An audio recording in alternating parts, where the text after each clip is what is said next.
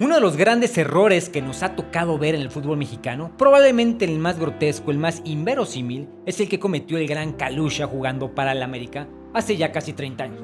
Es un error que nos quedó grabado en la memoria por lo tremendo que fue, sin embargo no fue determinante, no cambió el curso de la historia. En el último torneo largo del fútbol mexicano, en la temporada 95-96, se toparon en los cuartos de final el Cruz Azul, que llegó como líder general, y las Águilas del América, que quedaron en lugar 11, pero que entraron a la liguilla después de haber ganado la reclasificación. En la ida, la máquina tuvo una muy mala noche y le clavaron 3 goles, y pues prácticamente el América tenía la semifinal en la bolsa. Pero en la vuelta, Cruz Azul metió 2, y el criterio de ese empate era el gol de visitante y posición en la tabla. Así que con el 3-3 global, la máquina hubiera avanzado. En los minutos finales del partido, la máquina se volcó para conseguir el tanto que necesitaba y en un tiro de esquina fueron todos a rematar, incluido el portero Norberto Scoponi. El córner fue muy mal ejecutado, el balón fue rechazado y quedó en los pies de Kalusha, quien recorrió todo el campo hasta el área rival. Y con el marco abierto, sin portero, necesitaba nada más atinarle al rectángulo de la portería, Kalusha mandó la bola al poste, fallando un gol que hasta tú que estás viendo este video lo metes. Aquí aplicamos la clásica de era más difícil fallarla que meterla. El partido acabó enseguida, 3-2 global en favor de las Águilas del América, que pasaron a la semifinal que después perderían frente a Necaxa. El error no alteró lo vivido hasta entonces, pero por el tamaño de la falla, quedó en la memoria de todos los aficionados.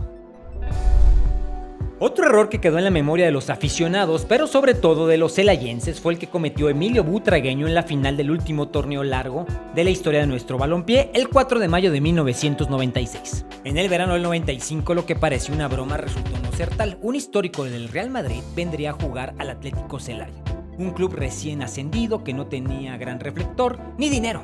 Pero Emilio Butragueño se presentó con los Toros del Celaya y dio muy buenos años en nuestro fútbol. Era un tipo disciplinado, respetuoso, que nunca vio una tarjeta roja y que hizo brillar a esos Toros del Celaya. El buitre comandó muy bien a ese equipo. Tanto fue así que llegaron a la final, tuvieron un temporadón y esa final la perdieron con el Necaxa de Manolo Lapuente. Y sí, se recuerda como una de las finales menos espectaculares en la historia de nuestro fútbol porque el sistema de competencia daba valor al gol de visitante. En la ida, en Celaya, quedaron 1-1, pero en la vuelta, medio Celaya llenó el Estadio Azteca y el marcador quedó 0-0, que por el gol de visitante que Necaxa metió, se coronó campeón. Celaya le jugó al tú por tú al Necaxa el partido de vuelta. Con el marcador a 0 goles, un gol de cualquiera pudo haber sentenciado el campeonato. Más cuando se acercaba el final del partido, momento en que Butragueño falló solo frente a la portería. En un centro por la banda derecha, Butragueño quedó solo frente a Nicolás Navarro con el balón a la altura de la cabeza. Remata pésimamente mandando el balón a un lado de la portería. Si ese remate hubiera entrado, quizá los Toros del Celaya hubieran hecho historia como el primer equipo recién ascendido en campeonar en el fútbol mexicano.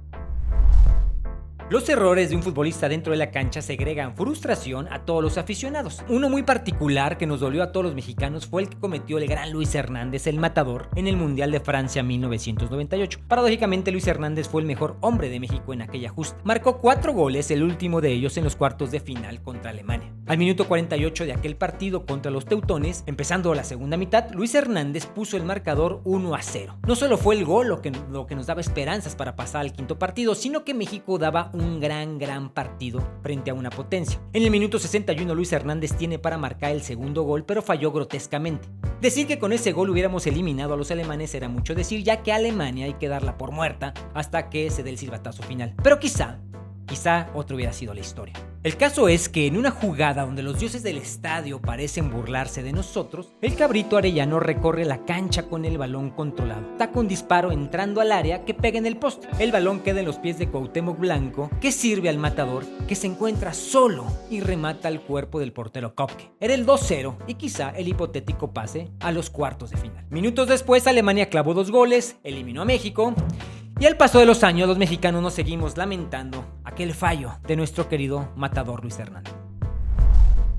Otro error recordado por los aficionados mexicanos, de esos que quedan grabados en nuestra conciencia futbolera, fue el que cometió Ricardo Osorio en Sudáfrica 2010 en uno de los partidos más malditos de la historia mundialista de México. Argentina nos eliminó, y cuando digo que fue un partido maldito es porque el desastre comenzó por un error arbitral primero, luego el error garrafal de Osorio y porque al final de cuentas quien nos elimina es Argentina, que 4 años antes, en 2006, también nos había eliminado. Al minuto 26, el error arbitral, un fuera de lugar clarísimo, clarísimo que no se marca. Era una época en donde no existía el VAR y Carlos Tevez marca el primero. Luego, la moral quedó totalmente por los suelos cuando al 33, 7 minutos después del primer gol, Ricardo Osorio, quién sabe qué quiso hacer y deja un balón suelto que Higuaín aprovecha para desbocarse a la portería defendida por el Conejo Pérez. Lo dribla y marca el segundo. En el segundo tiempo vendría el golazo de Tevez y un buen gol del Chícharo que sirvió de nada. En una entrevista que tuve la oportunidad de hacerle a Ricardo Osorio en el año de 2023, le pregunté qué significaba el Mundial de Sudáfrica 2010 para él,